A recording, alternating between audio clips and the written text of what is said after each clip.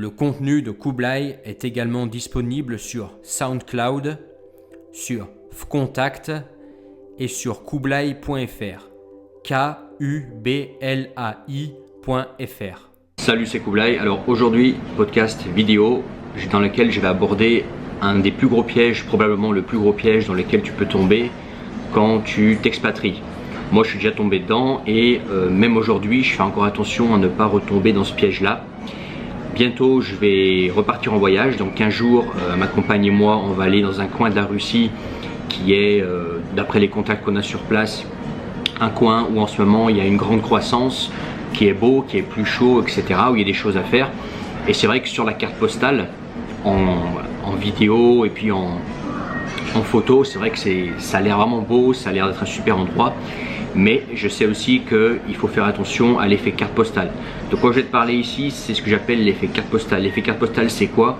C'est quand tu choisis un endroit pour t'expatrier uniquement sur le critère de la beauté des paysages, sur la réputation que ça a, sur le soleil, sur la plage. Enfin, tu vois ce que je veux dire, c'est tu sélectionnes en fait un petit paradis sur le papier en zappant complètement d'autres paramètres. Et moi, pour ne pas reproduire cette erreur-là, ce que je vais faire, c'est que dans 15 jours, on va aller voyager là-bas, on va se rendre sur place pendant une semaine dans cet endroit en Russie que je ne dévoilerai pas. Tu le verras quand je serai sur place. Et justement pour pas tomber dans le piège de la carte postale, parce que c'est vrai que sur le papier ça a l'air super, d'après les retours qu'on en a, ça a l'air super, même pour vivre, même éventuellement pour du business, etc. Mais on connaît pas, moi j'y ai jamais été, ma compagne qui est russe non plus, donc on va aller sur place pendant une semaine pour renifler le terrain, pour pas tomber dans le piège de la carte postale. En fait quand tu t'expatries, beaucoup de gens, moi maintenant je tombe plus dedans parce que j'ai appris, si tu veux, avec le temps à ne pas retomber dedans, parce que je suis déjà tombé dedans par exemple avec la Nouvelle-Zélande, je suis déjà retombé dedans avec l'Asie. En fait beaucoup de gens vont choisir et c'est une grande erreur, ils vont choisir leur lieu d'expatriation en fonction de la beauté des paysages, en fonction de la température qu'il fait, etc. Mais en zappant complètement d'autres paramètres, comme par exemple la mentalité locale. Est-ce que la mentalité locale te convient? Est-ce qu'il est facile de rester sur place? Est-ce que à terme, tu peux devenir résident de ce pays-là et surtout devenir citoyen de ce pays-là, si tu as une vision long terme? Est-ce que culturellement, c'est pas trop éloigné de ta propre culture? Est-ce que tu peux t'intégrer rapidement? Est-ce que tu peux devenir local? Aussi, tu vois, quand on parle de pays chauds, etc., tout ça c'est bien. Moi j'aime bien les pays chauds. D'ailleurs, j'ai bientôt, d'ici, je pense, mois d'avril, mois de mai, je vais retourner dans des pays chauds en Asie. Tu vas tout voir en vidéo, mais pour d'autres raisons.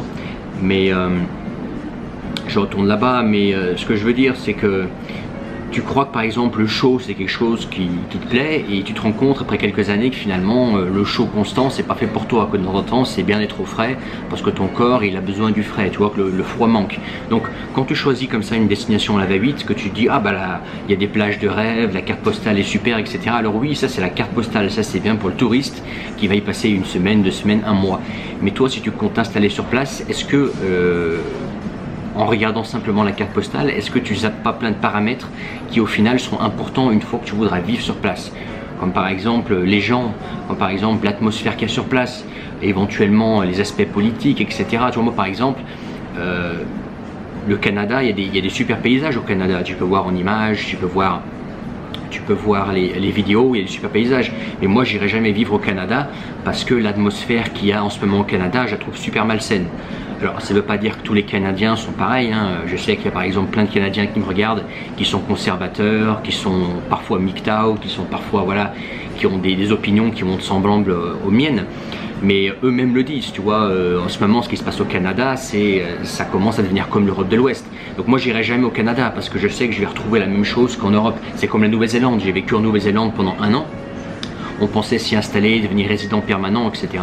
Alors c'est vrai que la Nouvelle-Zélande, et c'est vrai, c'est un super beau pays, sur la carte postale c'est magnifique, mais une fois que tu vis en Nouvelle-Zélande, tu commences à mieux connaître les détails auxquels tu n'avais même pas pensé, tu vois, comme par exemple le froid dans les maisons, tu vois, en Nouvelle-Zélande, il n'y a pas d'isolation ou très peu dans les maisons, donc tu as froid chez toi, toi c'est quelque chose quoi tu penses pas, il faut le vivre pour pour le voir, tu vois. Alors qu'en Russie, il fait peut-être froid dehors, mais à l'intérieur, il fait très bon, tu vois.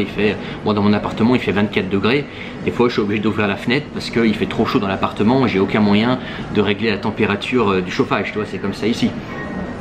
Donc, ça, c'est des paramètres auxquels tu ne penses pas forcément, tu vois. En Nouvelle-Zélande, pareil, quand on a vu arriver les nouveaux arrivants, j'ai envie de dire, en Nouvelle-Zélande, on s'est dit, oula, là ça va devenir comme l'Europe de l'Ouest, c'est pas bon, tu vois. Au niveau de la mentalité, pareil, tu vois,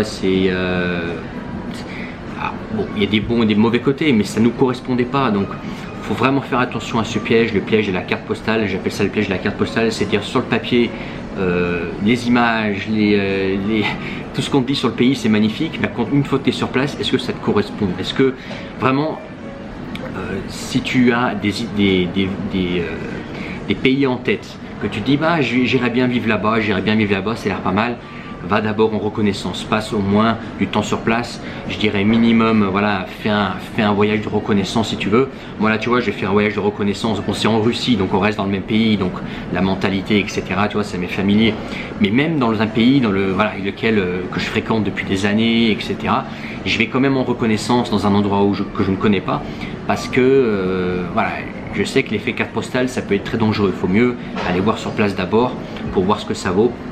Et toi pareil, si jamais tu as un pays qui t'intéresse, va en reconnaissance sur place. Si tu peux, va vivre quelques mois sur place sans couper des ponts, tu vois. Tu vas vivre un mois, 2 mois, 3 mois. Alors, c'est plus ou moins, voilà, ça va donner une idée plus ou moins bonne, mais au moins tu auras fait un premier pas, tu seras en reconnaissance, tu seras allé voir et tu ne débarqueras pas dans un pays que tu connais pas du tout et peut-être qu'il va te décevoir parce que par exemple la Russie, je sais qu'il y a plein de gens que ça va décevoir parce que l'image que beaucoup de gens ont de la Russie, que ce soit une bonne ou une mauvaise image, elle est biaisée, tu vois. Tant que tu n'as pas vécu ici, tu comprends pas vraiment comment c'est ici. Et il y a des idées fausses qui se disent sur la Russie.